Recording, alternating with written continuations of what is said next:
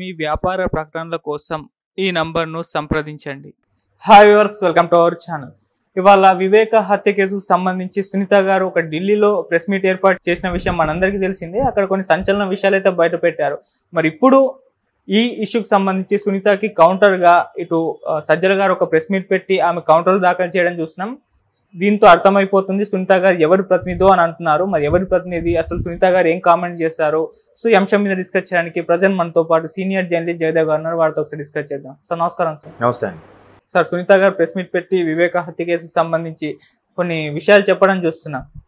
దీనికి కౌంటర్గా ఇటు సజ్జల గారు కూడా ఒక ప్రెస్ మీట్ ఏర్పాటు చేసి ఆమె ఎవరి ప్రతినిధో మనందరికీ తెలిసిందే కదా అని చెప్పేసి ఆయన చెప్పడం చూస్తున్నాం. ఓవరాల్గా ఆమె ఏం చెప్పింది, ఈయన ఏం మాట్లాడుతున్నారు, మీ ఒపీనియన్ సార్ దీనిపైన? అంటే ఆవిడ ఎట్టకేలకు ఏం చెప్పిందంటే వైసీపీకి ఓటు వేయొద్దు అన్నట్టుగానే చెప్పారు. సో దానికి అంటే ఆవిడ ఎదుర్కొంటున్న చాలాసార్లు మీడియా ముఖంగా కూడా ఛానల్స్ ఆవిడని లైవ్లో తీసుకున్నప్పుడు కూడా చాలా బాధపడిన సందర్భాలు కూడా చూసాం. అంటే ఇట్లా తండ్రికి ఇలా జరగడం ఎంత దారుణం, అంటే కేవలం పదవి కోసమా ఆస్తి కోసమా ఏంటి ఇలా చేశారు, ఎన్ని అనుకున్న రక్త సంబంధం కదా అని ఆవిడ ఎమోషనల్ ఏడ్చిన సందర్భాలు కూడా ఉన్నాయి లైవ్లో. ఎన్నన్నా కూడా నాకు జగన్ అన్ననే వస్తుంది నాకు, అంతేగాని అది రిలేషన్ పోదు కదా అన్నట్టు కూడా ఆవిడ వ్యాఖ్యానించారు ఒక ఛానల్కి ఇచ్చిన ఇంటర్వ్యూలో, నేను చూశాను. అయితే ఇప్పుడు దానికి ఆవిడ క్లియర్ కట్గా ఏం చెప్పారు, వైసీపీకి మాత్రం ఓటు వేయొద్దు అన్నట్టుగా. అంటే ఇప్పుడు ఎలా ఉందంటే వైసీపీకి ఓటు వేయొద్దు అన్నారు కాబట్టి ఖచ్చితంగా చంద్రబాబు గారే ఈవెన్ నడిపిస్తున్నారు. ఈవెన్ షర్మిలా గారు కూడా పిసిసి అధ్యక్షురాలు అయిన తర్వాత కూడా షర్మిలా గారు కూడా చంద్రబాబు గారే స్క్రిప్ట్ ఇస్తున్నారంట. చంద్రబాబు గారు చెప్తేనే షర్మిలా గారు వైసీపీ నుంచి బయటకు వచ్చేసారు, తెలంగాణ వచ్చారు, తెలంగాణ వైఎస్ఆర్ పార్టీ పెట్టారు, తర్వాత కాంగ్రెస్లో చేరారట. ఇది అంతా మొత్తం చంద్రబాబు గారు ఏం చెప్తే ఆవిడ అదే చేస్తుంది. గతంలో చంద్రబాబు గారు కూడా జగన్ గారు జైల్లో ఉన్నప్పుడు షర్మిలా గారు తిరగమని చెప్పింది కూడా చంద్రబాబు గారేనేమో, బహుశా అదే అనిపిస్తుంది కదా నాకు. సో విజయమ్మ గారు కూడా నేను ఇకపై బాబుతో ఉండట్లేదు, బిడ్డతో ఉండాలనుకుంటున్నాను, అందుకే తెలంగాణ వచ్చేస్తున్నాను అన్నట్టుగా చెప్పారు. గౌరవ అధ్యక్ష పదవికి రాజేంద్ర, అది కూడా చంద్రబాబు గారే చెప్పారేమో బహుశా. మరి వాళ్ళ మాటలు బట్టి అదే అర్థమవుతుంది. అది ఇప్పుడు వాళ్ళు ఏమిటి ఇంకా ఏదో ఒకటి మాట్లాడాలి, కౌంటర్ వేయాలిగా. ఏమన్నారు, చంద్రబాబు మనిషి అనే క్లియర్ అయిపోయింది. ఎందుకు క్లియర్ అయిపోయిందట, చంద్రబాబు గారి ప్రభుత్వ హయాంలోనే వివేకానంద రెడ్డి గారి హత్య జరిగింది కదా. అది సానుభూతిగా వర్కౌట్ అవుద్ది అనుకున్నారో ఇంకేటనుకున్నారో అయ్యింది. ఇంకా చంద్రబాబు గారి ప్రభుత్వం అక్కడికి ఒక 2-3 నెలల్లో గవర్నమెంట్ అయిపోయింది, వైసీపీ వచ్చింది. మరి వైసీపీ వచ్చి 5 ఏళ్ళు అయింది కదా. చంద్రబాబు గారు నిజంగా ఆయన హ్యాండ్ ఉండే ఉంటే వివేకానంద గారి హత్య కేసులో, లేదంటే ఆయన పోనీ ఆయన మనుషులో ఆయన పేరు చెప్పుకొని ఎవరు చేశారో అని అనుకుంటే, మీరు వీళ్ళు 5 ఏళ్ళుగా వీళ్ళు ఏం చేశారు? వీళ్ళు 5 ఏళ్ళుగా వీళ్ళు కేసు పుటప్ చేసి సీరియస్గా నడిపించవచ్చు కదా. అప్పుడే అసలు చంద్రబాబు గారిని మొన్న సెప్టెంబర్లో ఎందుకు అరెస్ట్ చేశారు? అప్పుడే 2019లోనే అరెస్ట్ చేసేయాల్సింది కదా, దీన్ని సాగ్గా చూపించి. అంటే ఏం విట్నెస్లు దొరకలేదా? కాకపోతే ఇంకా మాట్లాడడానికి ఇంకేమీ లేదు.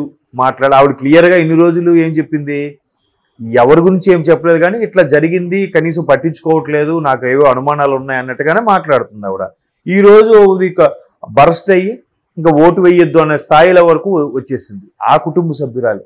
ఇప్పుడు జనరల్గా వివేకానంద రెడ్డి గారిది కాలు జారి పడిపోయారని, హార్ట్ అటాక్ వచ్చిందని, అదే బాత్రూంలో కాలు జారి పడి రకరకాలుగా వార్తలు వచ్చి, హాస్పిటల్ తీసుకెళ్తున్నప్పుడు చచ్చిపోయారని ఏవో ఉన్నాయి, సిబిఐ ఎంక్వైరీ వేయాలని ఇన్ని వార్తలు వినిపిస్తున్న నేపథ్యంలో మరి ఆయన నిజంగా హత్య, లేదంటే ఆత్మహత్య, లేదంటే ఎవరైనా చంపేశారా? ఒకవేళ హత్య అయితే వైఎస్ఆర్ గారి కుటుంబం నుంచి చెందిన వ్యక్తే కదా.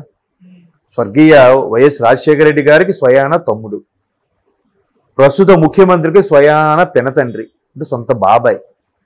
వాళ్ళ కుటుంబంలోకి వాళ్ళ పేషీలోకి అంత ధైర్యంగా వెళ్ళి చంపేంత ధైర్యం ఎవరికి ఉంది? ఎవరికైనా ఉందా చెప్పండి అమ్మా.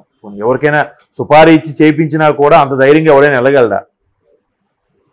ఆయన డ్రైవర్ దస్తగిరి కూడా దాన్ని అప్రూవర్గా మారి కూడా చెప్తున్నాడు కదా, ఆయన నాకు ప్రాణభయం ఉంది, ఆయనది ఖచ్చితంగా ఇది హత్యలాగే ఉన్నట్టుంది అన్నట్టు కూడా చెప్తున్నాడు కదా ఆయన. మరి దాని మీద ఎవరు చర్యలు తీసుకోలేందుకు? ఆయన వాంగ్మూలాన్ని ప్రామాణికంగా తీసుకొని ఎవరినెవరు అరెస్ట్ చేసి చేయొచ్చు కదా. ఎందుకు చేయట్లేదు? అంటే తీగలాగితే డొంకంత కదులుతుందని భయమా? మరోవైపు సిబిఐకి వైపు అప్పచెప్పొచ్చు కదా, అది ఎందుకు చేయరు? ఇన్ని డౌట్స్ వస్తున్నాయి కదా, ఇవన్నీ జనాలకు తెలియవు అనుకుంటున్నారా? మరి అది అవన్నీ ఆలోచించుకుని మళ్ళీ ఎట్లా మళ్ళీ ప్రెస్ మీట్ పెట్టి మాట్లాడితే మరికొద్దిగా 3,000 మీ వైపే చూపిస్తున్నాయి కదా, 1,000 వాళ్ళ వైపు చూపిస్తే ఎందుకు కెలుక్కోవడం, ఆ తవ్వుకోవడం ఎందుకు, మీరే మళ్ళీ ఇబ్బంది పడడం ఎందుకు? ఏదో ఒకటి మాట్లాడేయడం కరెక్ట్ కాదు కదా, అట్లా జరుగుతుంది. మరి వాళ్ళ ఉద్దేశం ఏంటో అనేది తెలియదు. అంటే ఎవరికి అర్థం కాదనుకుంటారా, లేదంటే ఎన్ని మాట్లాడినా మా వైపు వర్గం వాళ్ళు మాకు ఓటేస్తారని అనుకుంటారో తెలియదు, కానీ అది కొంచెం ఇబ్బందికరమైన పరిస్థితులే.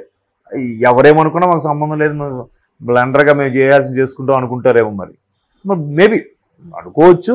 అదే రాజకీయం కూడా కదా, రాజకీయం అంటే ఇంకంతే, ఆ బురద చల్లడం ఈ బురద చల్లడం, మసిపూసి మారేడికాయ చేయడం, కవర్ చేసుకోవడం, నాకు అలాగానే అనిపిస్తుంది. ఓకే, చివరిగా అయితే ఎవరికి ఓట్లేయద్దు, వైసీపీ వాళ్ళకు ముఖ్యంగా జగన్కి ఒక హంతకుడిని మనం రూల్ చేసేలా చేయొద్దు అని కూడా సునీత గారు కూడా చెప్పడం చూస్తున్నాం సార్.